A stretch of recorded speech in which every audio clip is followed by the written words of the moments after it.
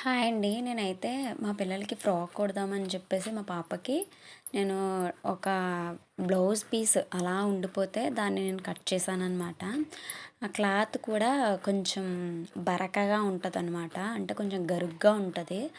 అయితే సరేలే మనం నేర్చుకునే ప్రాసెస్‌లో ఉన్నాం కాబట్టి ఏదో ఒకటిలే అని చెప్పేసి తీసుకొని వేస్ట్‌గా ఉంది కదా అని చెప్పేసి కుడదామని చెప్పి తీశాను. అయితే బాడీ అయితే స్టిచ్ చేశాను. హ్యాండ్స్ అండ్ భుజాలు 2 కలిపేసాను.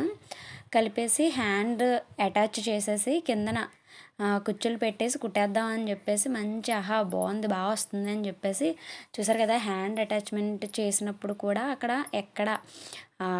చూసారు కదా! అటాచ్‌మెంట్ దగ్గర ఎక్కడ థ్రెడ్ కూడా కనిపించకుండా నీట్‌గా అయితే వచ్చింది. నీట్‌గా వచ్చింది అనుకునే లోపు అక్కడే పెద్ద ట్విస్ట్ వచ్చిందనమాట. ఆ ట్విస్ట్ ఏంటంటే నేను కుట్టాలన్న మూడు, ఉత్సాహం అన్నీ దొబ్బేసేలా చేసింది. ఆ ట్విస్ట్ ఏంటంటే నేను హ్యాండ్ బాగా కుట్టాను కానీ రివర్స్‌లో కుట్టేశాను. అది మళ్ళీ డబల్ స్టిచ్ చేసేసాను నేను. ఏంటంటే వచ్చింది చూసారు కదా! అక్కడ అటాచ్‌మెంట్ చేసిన దగ్గర కూడా ఎక్కడ థ్రెడ్ బయటికి రాకుండా ఉండేలాగా ఇన్‌స్టాలో చూసాను నేను ఈ టిప్. ఫాలో అయ్యి మంచిగా వచ్చిందనేసరికి లాస్ట్‌కి తిరిగి చూస్తే దిమ్మ తిరిగి మైండ్ బ్లాక్ అయిపోయింది నాకు.